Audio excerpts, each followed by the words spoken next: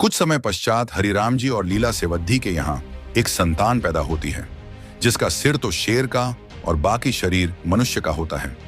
हरिराम जी उस बच्चे को लेकर एक बाग में बरगद के पेड़डाज की कोचर खोल में छिपाकर चले आते हैं। दूसरे दिन बाग का माली आता है और देखता है कि बाग तो एकदम हरा भरा हो गया है। यह क्या चमत्कार है। और वह पूरे बाग में घूम फिर कर देखता है तो उसे बरगद की खोल में एक नवजात शिशु के रोने की आवाज सुनाई देती है और बाग का माली दौड़कर बरगद के पेड़ की खोल में से बच्चे को उठा लेता है। वह यह देखकर दंग रह जाता है कि बच्चे का मुंह शेर का और शरीर इंसान का है। वह बच्चे को राजा के पास लेकर जाता है। राजा बीसल देव को जब हरिराम जी से सारी बात का पता चलता है तो उस बच्चे के लालन पालन का जिम्मा वह स्वयं लेने के लिए तैयार हो जाते हैं। राजा बीसल देव उस बच्चे का नाम बाघ सिंह रख देते हैं। बाघ सिंह की देखरेख के लिए उस बाग में एक ब्राह्मण को नियुक्त कर देते हैं। बाघ सिंह उसी बाग में खेलते कूदते बड्ढे होते हैं। राजस्थान में यह प्रथा है कि सावन के महीने में तीज के दिन कुंवारी कन्याएं झूला झूलने के लिए बाग में जाती हैं। यही जानकर उस दिन बाघ सिंह और ब्राह्मण भी अपने बाग में झूले डालते हैं। बाघ सिंह झूला झूलने के लिए आई हुई कन्याओं से झूलने के लिए एक शर्त रखते हैं कि झूला झूलना है तो मेरे साथ फेरे लेने होंगे। लड़कियां पहले तो मना कर देती हैं, लेकिन फिर आपस में बातचीत करती है कि फेरे लेने से कोई इसके साथ शादी थोड़े ही हो जाएगी। कुछ लड़कियां बाघ सिंह के साथ फेरे लेकर झूला झूलने के लिए तैयार हो जाती है और कुछ वापस अपने घर लौट जाती हैं।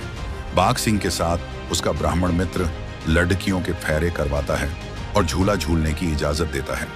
उस दिन लड़कियां झूला झूलकर अपने घर वापस आ जाती हैं। जब वह लड़कियां बद्धी होती हैं तब उनके घर वाले उनकी शादी के सावे लग्न निकलवाते हैं, लेकिन जब उनकी शादी के लग्न नहीं मिलते हैं तब घर वालों को चिंता होती है कि आखिर इनके लग्न क्यों नहीं मिल रहे हैं। लड़कियों के माता पिता राजा बिसल देव जी के पास जाकर यह बात बताते हैं।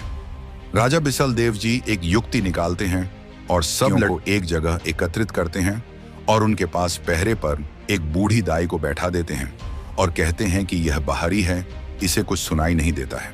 सारी लड़कियां आपस में खुसर फुसर करती हैं और कहती हैं कि मैंने कहा था कि बाघ सिंह के साथ फेरे नहीं लो और तुम नहीं मानी।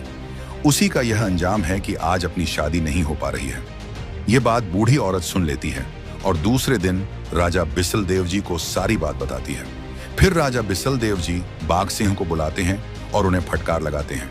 बाघ सिंह कहते हैं कि मैं एक बात भरूंगा, जो लड़कियां मेरी बात में आ जाएगी उससे तो मैं शादी कर लूंगा और बाकी लड़कियों के सावे निकल जाएंगे। बाघ सिंह जब बात भरते हैं उनकी बाहों में 13 लड़कियां समा जाती हैं, जिससे बाघ सिंह शादी करने को तैयार हो जाते हैं। 12 लड़कियों से स्वयं शादी कर लेते हैं और एक लड़की अपने ब्राह्मण मित्र को जो फेरे करवाता है उसको दे देते हैं।